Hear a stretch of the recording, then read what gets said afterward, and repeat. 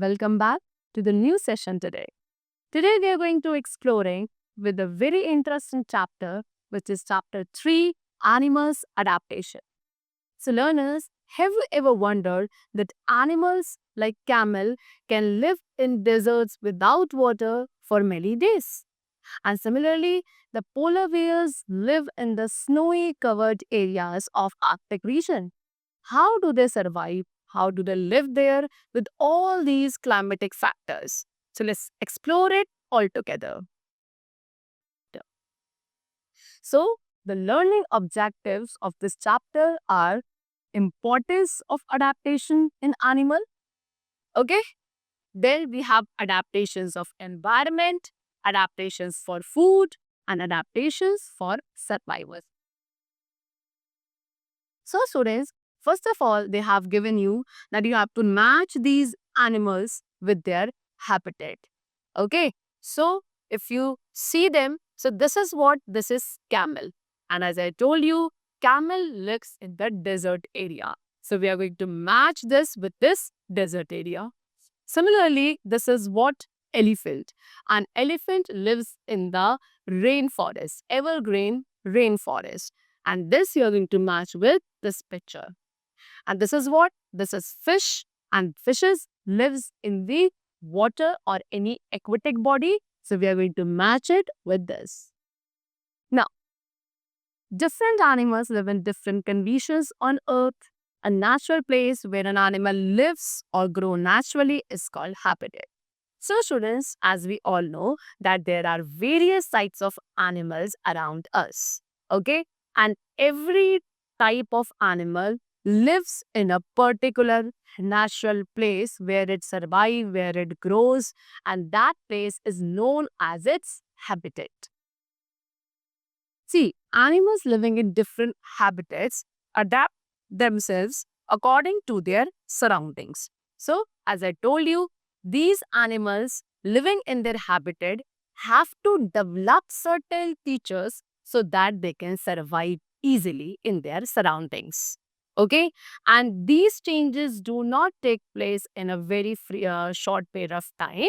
They take very long period of time to develop such features. And the process in which an animal or plant changes itself according to its surrounding is called adaptation. Okay? The process of developing such features or in the plant or any kind of animal so that they can survive in their particular environment, that is called adaptation. Now, importance of adaptation in animal. Okay. Now, as I told you, adaptation is necessary, but why? That we are going to discuss. See, there are many different types of habitats present on the earth, like hot deserts we have, high mountains, water, and forest. And in all these habitats, different types of animals survive, right? Different factors influence the habitats of animal. For example, a habitat depends on certain conditions like the weather conditions, availability of food, and protection from damage or the danger of other animals. So, a particular animal will survive in their habitat because they adapt to the changes in their surroundings they are living in. Okay? Now, first of all, we are going to discuss about the adaptation to environment. That is what are the adaptations which animals develop for their particular environment or habitat. Among them, we have the first, that is terrestrial or land animals. So as the name suggests, all those animals which live on land are called terrestrial animals. Example, elephant, bear, lion, cow, etc. These all are the examples of terrestrial animals. Now, these terrestrial animals also, students, they can be further categorized into different types like desert animals, polar animals, and also the grassland animals. First of all, we are going to talk about desert animals. Okay, so see, desert is a type of place where there is lack of water and the temperature is very high. So for living in this type of environment, the animals should main these two adaptations, should have these two main adaptations so that they can easily survive in the desert area. Okay? Many desert animals avoid the heat by simply staying out of it as much as possible. Okay? And since there is lack of water, so most desert animals get water from the food they eat because there is scarcity of water in the desert area. Therefore, the desert animals, most of the desert animals, get their quantity or the requirement of water fulfilled by the food which they eat. Okay. Then there are animals like rats and lizards. They live in the burrows, which they make in the ground. They stay inside during the daytime because during the daytime the temperature is very high, and then they emerge out at the night time only to feed. The kidneys of desert animal concentrate urine so that they excrete less water. Okay? A camel, as I told you in the starting only, that camel can live for more than a week without water. And it can live for several months without food also. Okay? Camel's feet are very wide shaped so that they can easily walk in the sandy land in the desert without sinking their feet. Okay? Now, next we have polar animals. Okay? So polar animals means what? Polar bears. Polar bears have a layer of fat under their skin and fur that helps them to stay warm. See students, in the polar regions it is very extreme cold conditions, and to survive in those conditions the animals living in those area, they have a layer of fat under their skin and also they have fur on their body so to keep them warm in that particular conditions. Then they also have wide and large paws which help them to walk on the snow. Okay, the white fur of a polar bear helps them to blend in with the snow and ice. See, the all over body of a polar bear is covered with white fur, and this helps them to blend its body with the color of its surroundings. Penguins also live in the polar regions also, and also have thick skin, lots of fat under their skin. For what? To keep them warm in the cold weather. The tightly packed feathers overlap to provide waterproofing and warmth. Penguins have webbed feet for powerful swimming. See, they have what? They have tightly packed feathers which overlap so that they could provide waterproofing and warmth over their body. Also, they have web-shaped feet so that they can easily swim under the water. See, musk ox, seal, walrus, these all are some other animals which are adapted to live in the polar areas. Next, we have grassland animals. See, sheep, horse, giraffe, zebra, kangaroo, rhinoceros, these all are the animals or the examples which are adapted to survive in grassland. Let's talk about giraffe. Giraffe is having long neck. You can see in this picture, this is giraffe which is having a very long neck also. And this long neck allow it to feed among the tree tops and spot their predators. The long and tough tongues. Giraffe also have the long and tough tongues which enable it to pull the leaves from the branches, high branches, without being hurt by the thorns during feeding. You can see this is kangaroo, sheep, giraffe, all these are grassland animals. A giraffe can consume up to 12 gallons of water at one time. Okay, it can drink a lot or a plenty amount of water in a particular time, and their tongues are up to 18 inches long. Next, Animals like snake, if we talk about snake, they also are a type of grassland animal and they do not have legs. Okay. What they have scales on their body to help them to crawl on the ground. Okay. Then there are animals like lizard, frogs. They also cannot bear the cold condition. And therefore, during the summer, they eat as much as they can so that they can get fat stored in their body. Okay. Then during the winter season, as I told you, they cannot bear the cold condition and they have eaten too much of food during the summer season to and stored fat in their body. So winter season, during the winter season, they sleep for a very long time in the underground holes and survive on that stored fat only. And this is what is known as this winter long sleep is known as hibernation. Okay. Now, next we are going to talk about now aquatic animals. What are aquatic animals? The animals which live in water. They are called aquatic animals. Okay. There are different types of animals which live in water like whale, shark, snail, octopus, turtles, crabs and fishes. Okay. And these aquatic animals spend their entire lives in the water only. Okay. Now let's talk about fishes. Again, it's an aquatic animal. It breathes the air dissolved in the water through special organs called gills. See, students, mostly the aquatic animals have a special organ which help them to breathe under the water. And those special organs are known as gills. They do not have lungs for the gaseous exchange. Okay, also, the fishes have paired and unpaired fins which help them to swim. Okay. Then they have either webbed limbs, such as in duck, or the limbs which are modified to paddles, such as in turtle, for the purpose of swimming. Okay.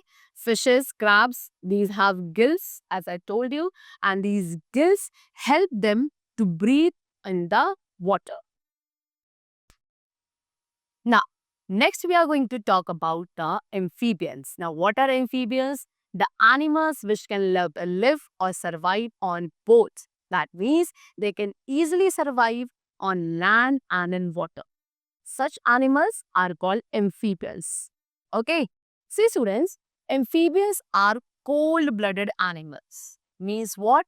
That they do not have a constant body temperature. Then they take on the temperature of their environment. Okay, they have moist and scaleless skin which help these amphibians to breathe in the water. Also, they have lungs which help them to breathe on the land, right? Now they have given an example like frog, toads, alligators. These all are amphibians only, and they become inactive when the conditions are unfavorable for their survival. Now, next we have aerial animals. So, all those animals which can fly are called aerial animals. Okay, and for the purpose of flying, they have wings with either feathers. Okay, mostly birds are known as aerial animals only, right?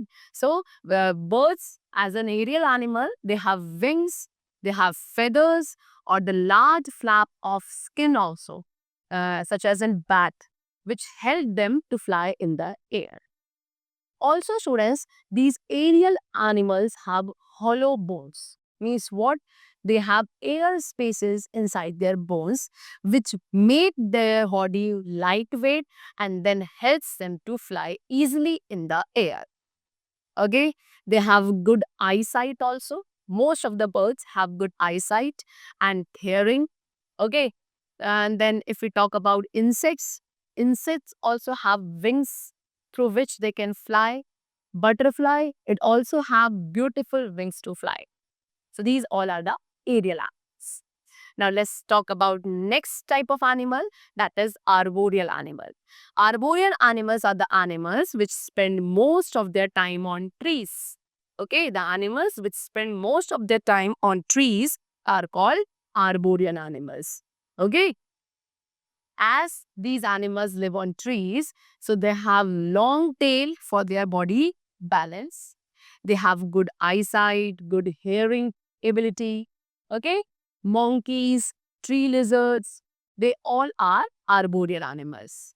They also have strong arms, strong legs, so that they can easily climb on the trees.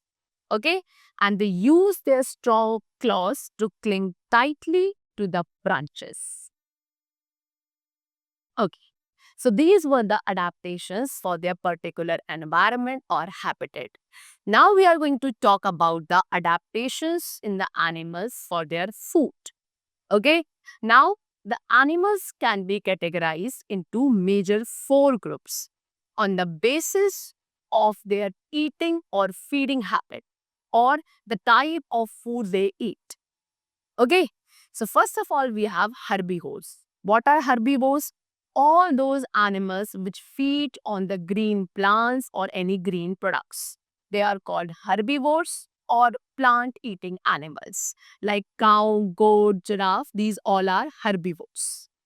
What they have, students, they have sharp biting and strong grinding teeth.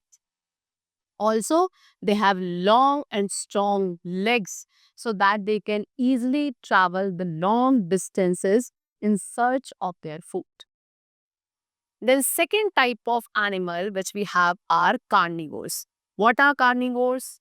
Flesh eating animals. Means what? The animals which are dependent on the flesh for the meat of other animals.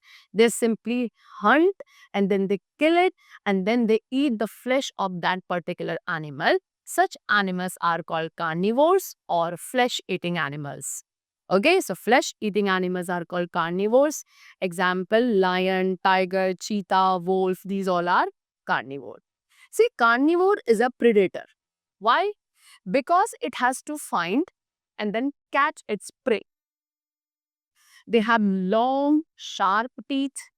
They have long, sharp claws so that they can easily tear their flesh. Now, students, there are some flesh-eating birds also, like eagle and vulture. Okay, and they have strong feet, sharp beaks and claws to catch the other animals. Then we have some carnivorous insects also, that is dragonfly. It hunt the other small insects. See, they have given you an amazing fact that bat is the only mammal that feeds on blood. Okay, bat is the only mammal which feeds on the blood of other animals.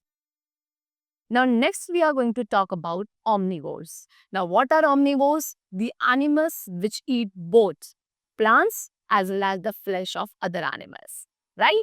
So, the animals that eat both plants and animals are called omnivores. Like chickens are omnivores. What they eat? They eat seeds, but they can also eat the worms. Okay, if we talk about human being is also an example of omnivore only. Human being, bear, crow, cockroaches, dog. Okay, these all are omnivores. Next, we have parasites. Organisms that live by drawing food from a host organism are called parasite. Means what? All those living organisms which draw out their food from the other organism. They do not kill that particular organism. They just draw out the nutrients from that particular organism's body. And that organism from which they draw out the nutrients, that is known as host organism. And the organism which feeds on the host organism are known as parasites. Okay? Mosquitoes, leeches, fleas, bugs or are parasites only. Okay? They live in or inside the bodies of other animals for their food. Either they live inside the host body or outside the host body.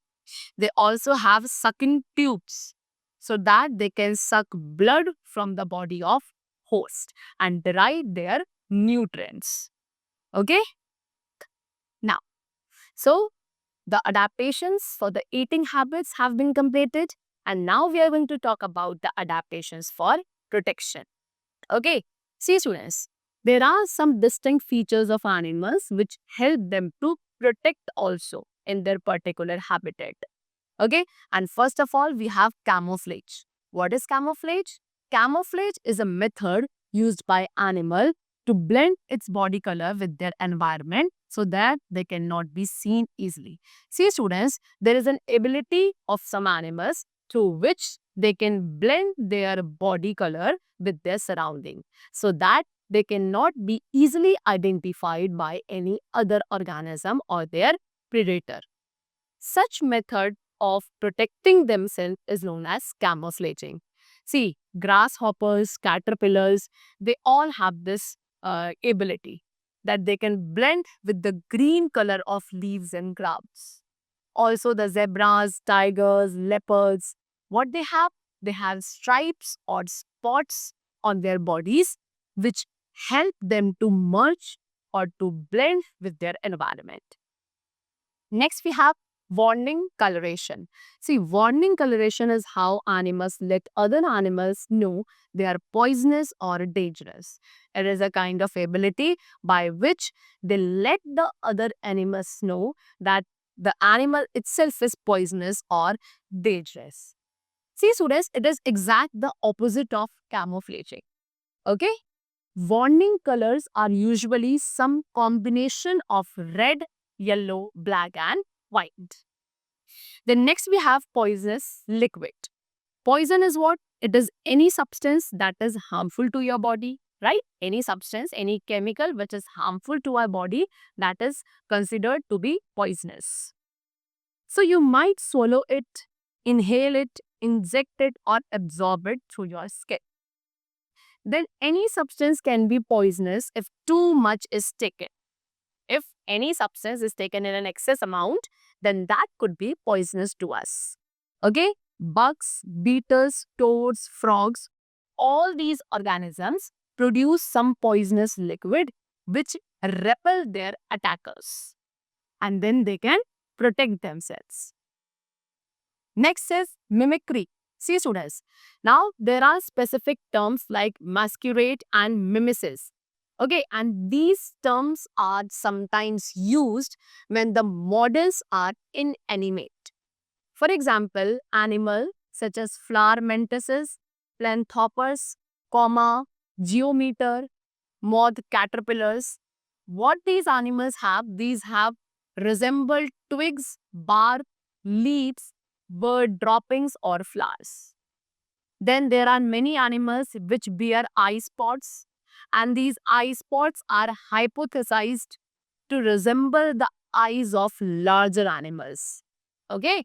They may not resemble any specific organism's eye, and whether or not animals respond to them as eyes is also unclear. Next, we have body structure. So, if we talk about porcupine, you can see in this picture, this is a picture of porcupine. What does it have? It have sharp spine on its body so that it can easily escape and protect itself from its enemy. Okay, now let's talk about turtle. Turtle have a hard shell as an outer protective covering. It hide itself in that hard shell. Scorpion have harmful pincers. This is scorpion which have harmful pincers. Okay, then cow have horns through which they can protect themselves from their enemies. Okay, so students, we have learned and explored the different adaptations of the animals for their environment, for their eating habits, and also for their protection. Okay, I hope you have understood all these adaptations, that now no any query must be left that how these amazing creatures live in their particular environment. Okay, let's learn and meet in the next session with a new and more exciting topic. Till then, take care and thank you everyone.